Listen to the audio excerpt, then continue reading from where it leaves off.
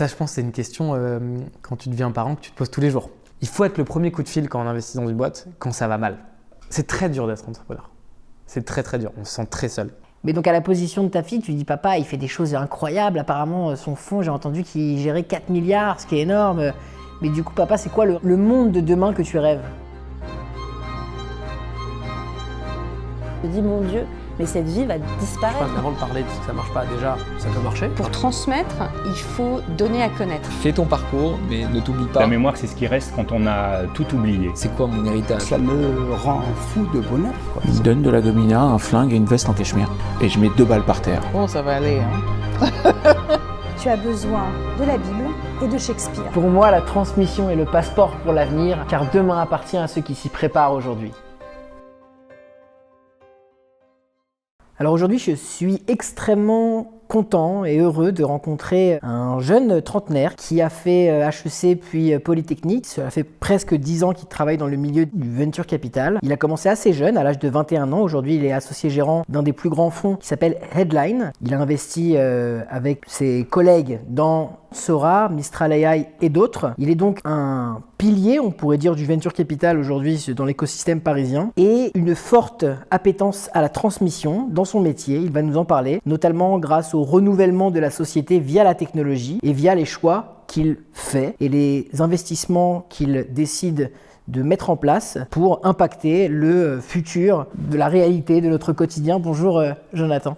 Première question que j'ai envie de te poser, dans ton métier d'investisseur, quel est le rôle de la transmission de manière très générale?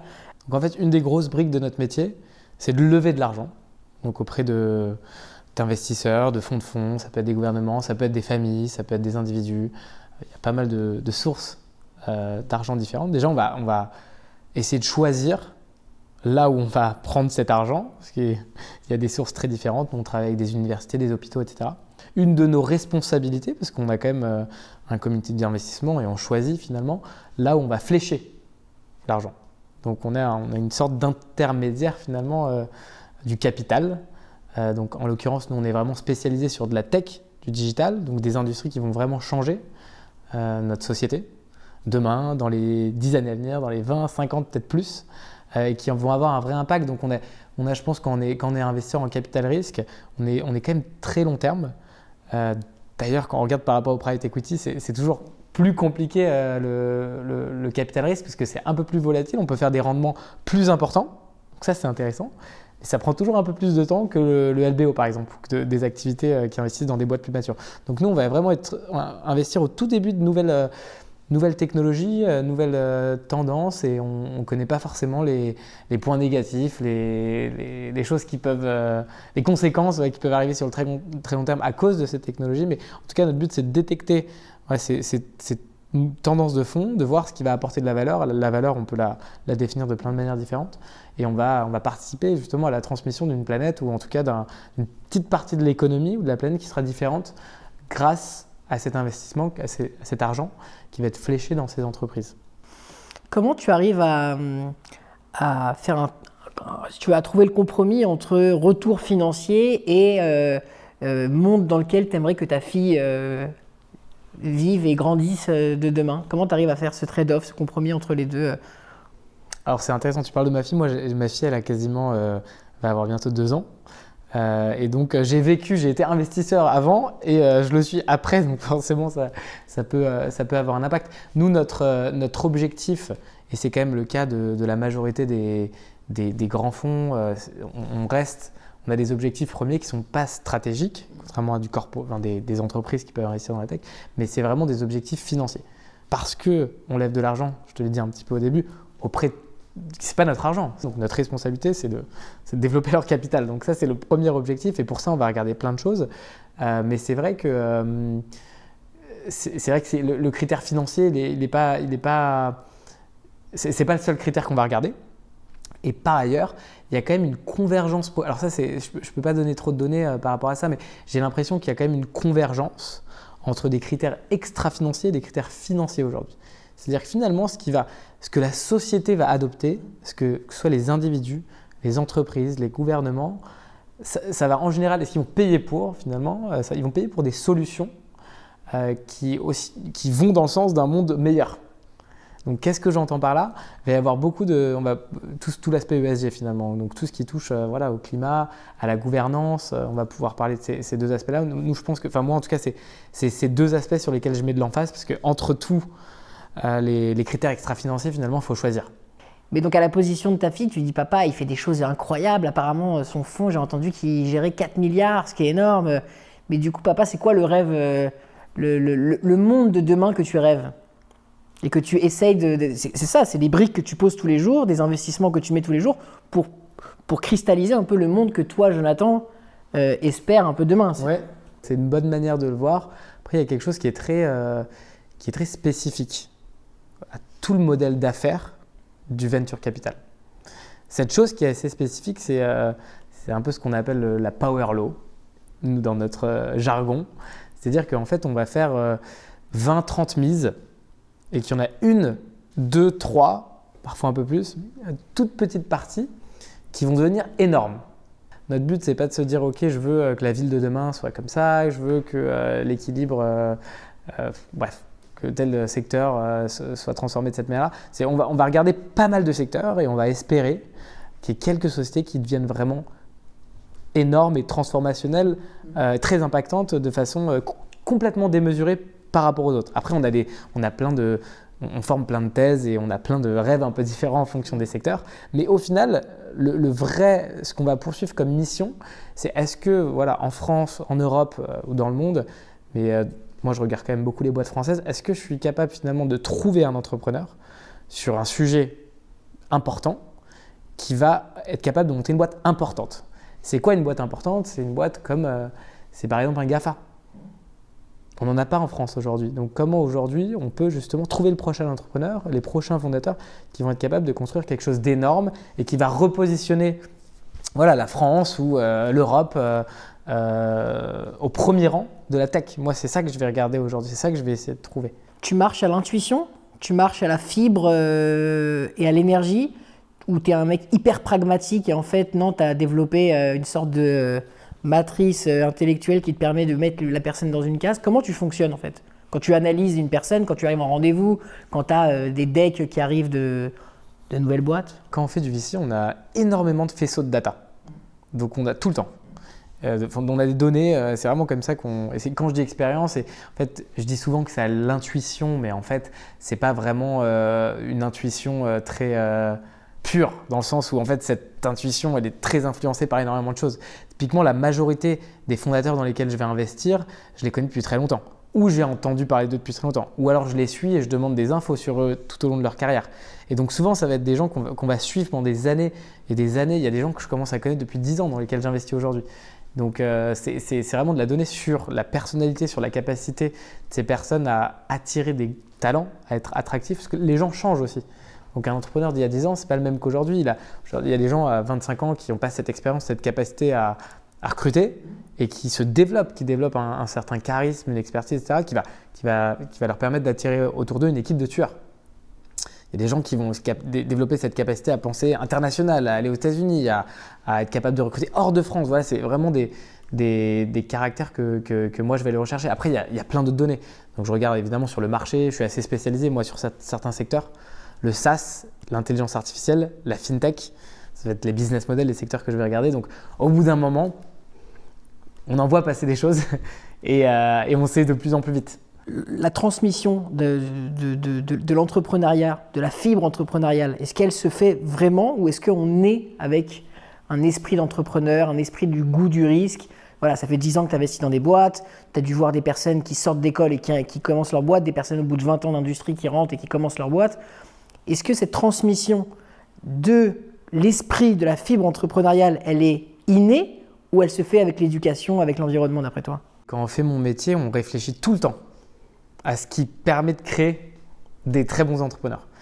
Et donc moi, quand je regarde notre portefeuille ou les entrepreneurs avec qui j'ai pu travailler, il y a une diversité de profils qui est incroyable. Maintenant, il y a quelques traits communs dont je vais pouvoir parler, mais il n'y a pas un profil d'entrepreneur. C'est très dur d'être entrepreneur. C'est très très dur. On se sent très seul. On a beaucoup de… On ne le voit pas, mais les entrepreneurs finalement avec qui on travaille, ils ont beaucoup de down. Les ups qu'on voit quand on les voit à la télé, les levées de fonds, les bonnes nouvelles, c'est globalement que des choses compliquées, l'entrepreneuriat. C'est des galères tout le temps. C'est ça la réalité. Et donc, je pense que tu dois quand même avoir un caractère un peu extraordinaire, vouloir. Nous, c'est ce qu'on appelle en anglais, tu vois, have a chip on your shoulder. Donc, tu as quelque chose à prouver en général et ça peut venir de plein de choses différentes. Moi, je travaille et ça recoupe les sujets de transmission et ça recoupe les sujets d'avoir une fille pour moi. C'est que j'essaye d'investir dans pas forcément la diversité, mais dans des femmes CEO, dans des femmes cofondatrices. On en a plusieurs là, j'en ai accompagné plusieurs et je suis assez content que ça peut être ça. Ça peut être, aux États-Unis, ils n'ont aucun problème à dire qu'un nombre disproportionné de licornes a été créé par des enfants d'immigrés ou par des deuxièmes générations d'immigrés. Parce que voilà, c'est génétiquement, les déplacements, la force de se reconstruire, etc. Je pense qu'il y a quelque chose de génétique là-dedans. En tout cas, moi, j'en suis convaincu. Et on le voit dans de la donnée. Donc, on voit que c'est souvent des très bons entrepreneurs. Moi, il y a un autre truc que je regarde, c'est marrant, mais il y avait une étude qui était sortie qui disait que les entrepreneurs qui étaient vraiment capables de créer des très grosses boîtes, c'était quand c'était la deuxième fois, donc leur deuxième tentative, et que la première fois, ça avait pas mal marché. Et donc, qu'ils avaient fait, en général, il y a des chiffres, ça peut être un peu honteux ces chiffres-là, mais en gros, c'est souvent des profils qui ont gagné quelques millions d'euros et qui recommencent une aventure entrepreneuriale. Et pourquoi ? Parce qu'en fait, ils ont une sécurité financière qui leur permettent d'avoir un appartement, de gérer s'ils ont des enfants, etc. De pas se soucier, on va dire, du quotidien, du tout, pour le coup, et vraiment d'essayer, avec leur prochaine boîte, de faire quelque chose qu'on recherche, quelque chose d'énorme. De prendre les risques de construire une boîte qu'on ne va pas vendre trop tôt. Et donc d'avoir un vrai impact. Et en fait, aux États-Unis, c'est vraiment quelque chose qui a été développé, ça, ce qu'on appelle de faire du secondaire, donc de donner de l'argent au fur et à mesure des levées de fonds aux entrepreneurs pour qu'ils puissent avoir une sécurité financière et aller chercher des résultats ou des tailles de société vraiment incomparables avec ce qu'on peut voir en Europe où les boîtes se revendent historiquement beaucoup plus vite. Donc voilà, donc tu peux avoir une dimension génétique, tu peux avoir une dimension capitalistique. Il y a quelques traits comme ça qui te permettent, en tout cas que j'ai pu profiler pour les bons entrepreneurs. J'aimerais t'amener sur le sujet de la psychologie dans l'entrepreneuriat. Moi, un sujet qui revient souvent dans les biographies, dans les familles que j'accompagne, c'est le rapport que j'ai avec la famille ou le rapport que j'ai avec la personne biographiée. Parce que je rentre dans l'intime de la famille, je rentre dans l'histoire personnelle et en même temps, il y a une certaine distance à avoir. Je ne suis ni thérapeute, ni évidemment psy, ni un petit cousin de la famille, mais il y a une position de tiers. Comment toi tu te positionnes quand tu as un entrepreneur face à toi ? Tu dois investir dans sa boîte, tu dois tout comprendre, que ce soit les KPI financiers, que ce soit son moteur psychologique, son équipe. Il y a une vraie part de la psychologie dans l'entrepreneuriat et donc dans la transmission de tes conseils à son égard. Comment tu te positionnes ? Quelle est la distance que tu mets et comment tu y arrives entre toi et un entrepreneur qui va te donner un peu son bébé pour que tu l'aides aussi à grandir ? Dans notre métier, il faut être très proche des entrepreneurs. On peut pas. C'est pour ça que pour moi, c'est très difficile d'investir dans une boîte en 3 jours. En 2020, 2021, c'était vraiment la folie de la tech. Et les levées de fonds, elles se faisaient en 24 heures, 48 heures. C'était un moment qui était assez difficile pour moi parce que je pense qu'il faut connaître les gens sur le long terme pour investir. Et pourquoi les connaître sur le long terme ? C'est comprendre leur motivation, il faut être le premier coup de fil quand on investit dans une boîte, quand ça va mal. Il ne faut pas que l'entrepreneur essaie de cacher des choses à son investisseur, etc. Parce que ce n'est pas comme ça qu'on peut travailler ensemble. Et donc, c'est hyper important d'être très proche des entrepreneurs. Moi, je dis souvent, une fois qu'on a investi, on est dans la même famille. Donc, on est ensemble. Si ça va bien, ça ira bien pour tout le monde. Si ça va mal, ça ira mal pour tout le monde. Et on est dans le même bateau. Donc, pour moi, c'est très important d'être proche et de tout savoir, de quasiment tout savoir. Quand on parle de transmission, aujourd'hui, on a envie de transmettre les valeurs qui sont extrêmement solides, notamment dans un monde dans lequel, d'un point de vue économique, écologique, politique, ça bouge pas mal. Toi, à ton niveau, on pourrait dire même d'un point de vue personnel, comment tu arrives à transmettre les valeurs qui sont les tiennes, de tes parents, de tes grands-parents, à ta fille, à tes futurs autres enfants Par quoi ça passe très concrètement ? La religion, la cuisine, des histoires familiales, comment tu fais ça dans ta vie personnelle ? Ça, je pense, c'est une question quand tu deviens parent que tu te poses tous les jours. Donc, moi, c'est le quotidien, la transmission, c'est tout. Donc, forcément, oui.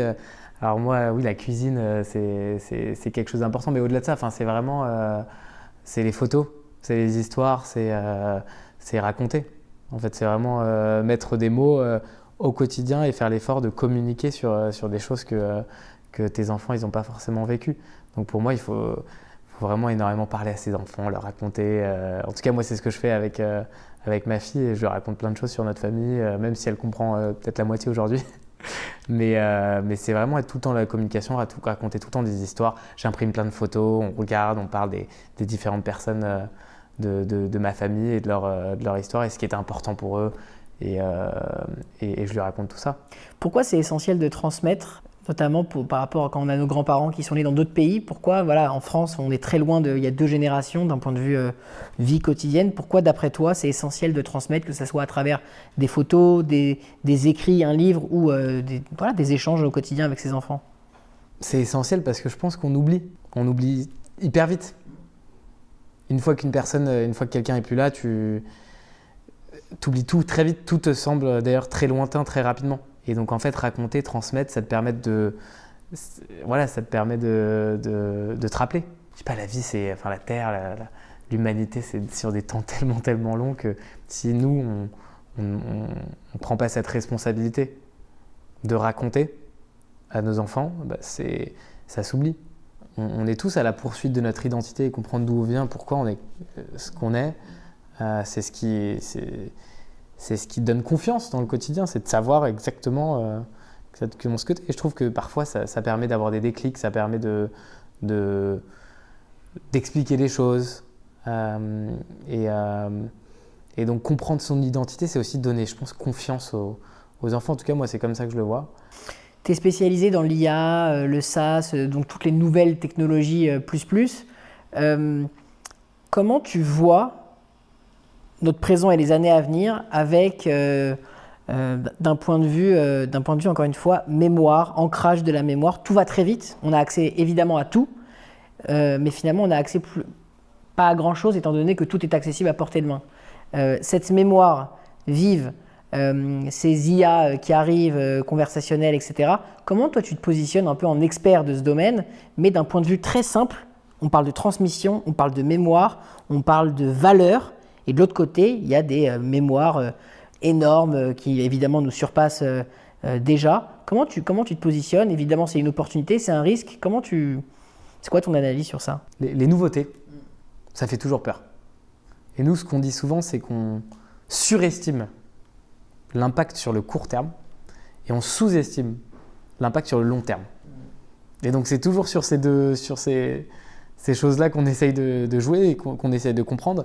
Et typiquement, l'intelligence artificielle, c'est quelque chose qui fait peur. Est-ce qu'on peut avoir une intelligence artificielle sécurisée? Est-ce que demain, il ne va pas y avoir des robots qui vont nous sauter dessus et des drones qui vont tuer tout le monde? Et en fait, ce qu'on voit au quotidien sur l'intelligence artificielle aujourd'hui, c'est plutôt des opportunités. C'est comment en fait, des robots permettent à des gens parallèles de marcher. Tu peux reconstituer des voix, typiquement avec de l'intelligence artificielle. Moi, je l'ai fait. Il y a une boîte qui s'appelle Eleven Labs qui permet à partir d'extraits de voix de reconstituer une voix. Et ensuite, avec un texte que tu peux écrire, tu peux lui faire dire en fait ce que tu veux. Donc, il y a des cas très utiles, par exemple, pour le cinéma, pour les dessins animés, etc. En fait, tu peux retrouver la voix de quelqu'un que tu as perdu, par exemple. Donc, ça peut être…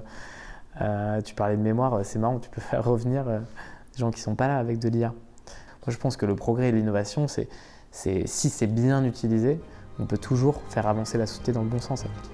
Merci Jonathan. Avec plaisir.